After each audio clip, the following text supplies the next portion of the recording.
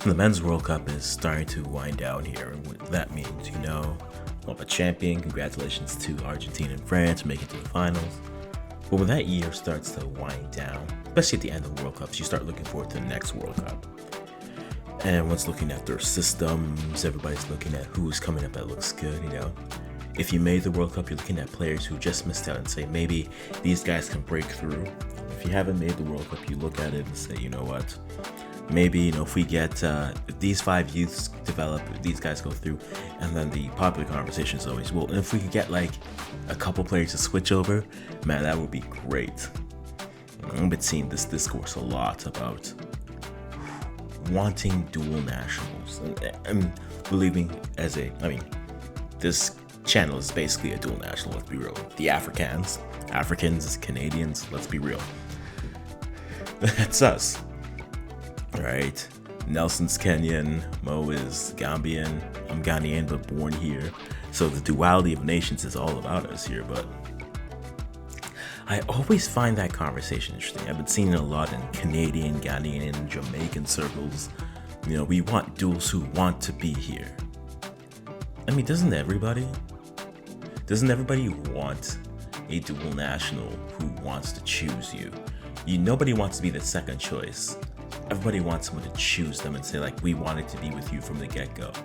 Yeah, that's fine. But I find it very interesting that we have this conversation. If you look at Jamaica and Ghana to an extent, there's a bit of a duality with it, because Ghana tried to bring in a lot of dual nationals before the World Cup and tried to get a successful group to look good. And you know what? They look good at times. They looked good against Portugal. They looked good against Korea and were non-existent against Uruguay. But that kind of brings up the whole question of bringing in the results. So Ghanaians will look at that and say, okay, we brought them in, but they didn't produce. Yeah, you can say that. That's fair. At the same time, I'll say Thomas Partey, if you guys see him, let him know that the World Cup was in November. I didn't see him. Maybe I know he's back at Arsenal training, but maybe the man is hasn't known. But yeah, the World Cup happened. Let him know that it came through.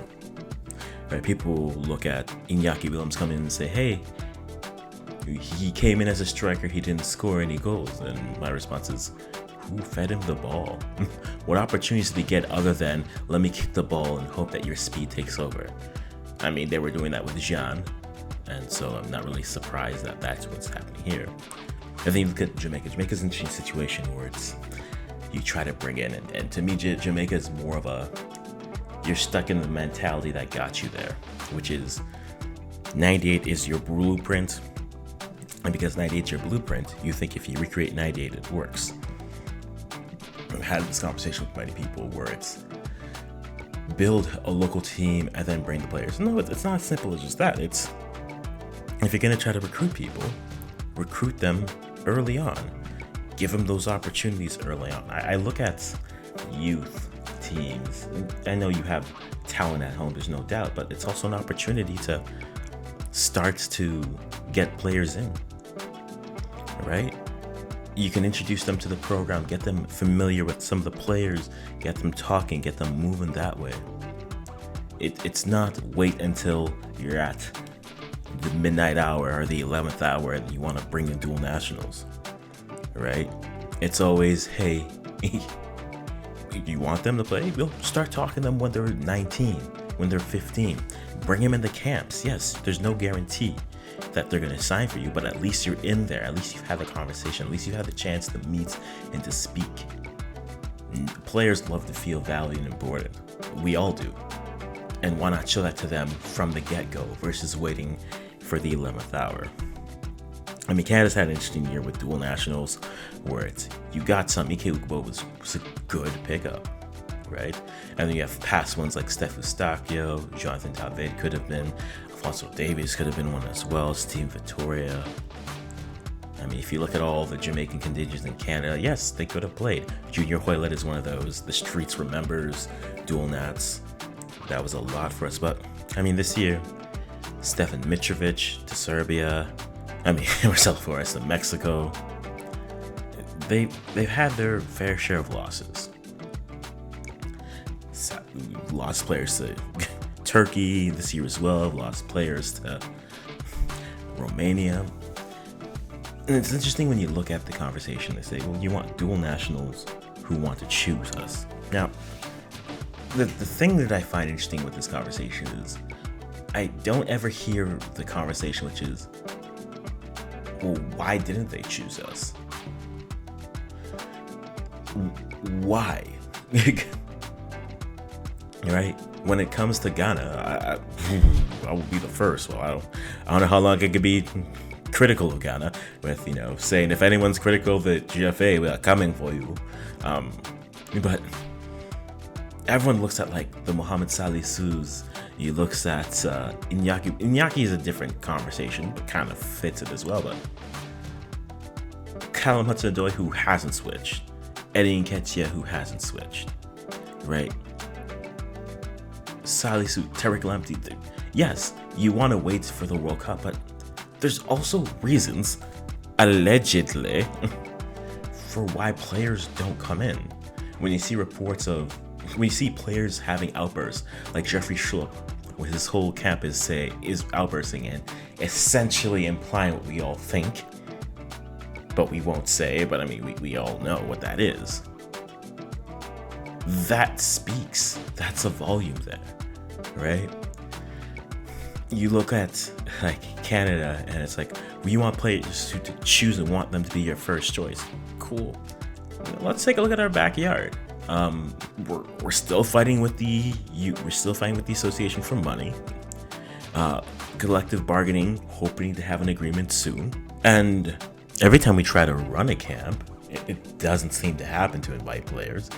Our biggest, on the men's side at least, biggest dual national that we brought in has barely seen the pitch. So is that a ringing endorsement to say, yeah, you guys come and join us? Why? What opportunity is there? I'm just asking. Like, even our level of scouting, where it's like identifying talent, we don't identify it until they reach a standard that we have, and by that time new relationships are already built, and now you're fighting an uphill battle to get in when people have already been there having conversations. It means you're not getting to the game till later, and that means you give someone else the opportunity to build. I don't think Canada's system is at a point where it can't afford to not take local players, but at the same time, you can't be swinging for the fences always, which means even with that, you need an opportunity to see. You need an opportunity to really bring them through. And I think that is where you need it. If you look at Jamaica, Jamaica's just a conversation of recruiting at the right time. Right, recruitment isn't, just like development, isn't linear. You can't wait for a player to be at their peak to say, okay, now that's when we want you. A player's had development. Are you talking to them beforehand? And this applies for all the countries, to be honest. Like, don't wait for them to be something before you say, yay, come be something with us. No, show them you were watching them before they became something. Give them that level of loyalty, even if it results in nothing. Show them you care so that they'll care to show you some respect, some loyalty at the end as well, right? It's not a question of foreign players aren't good or the domestic players aren't good. It's, you want to build it, get them in early, actually call them in, right? You got Omari Hutchinson who's sitting there, who's already played one game for you. He's sitting there. All you got to do is call him into a camp. Give them that opportunity. But I just find it always interesting that everyone's always like, we want players to be our first choice. Okay, but why aren't you the first choice for these players? Ask yourself that question, right? Is it the corruption, allegedly, in Ghana? Is it the lack of being seen in opportunities in Canada? Is it simply that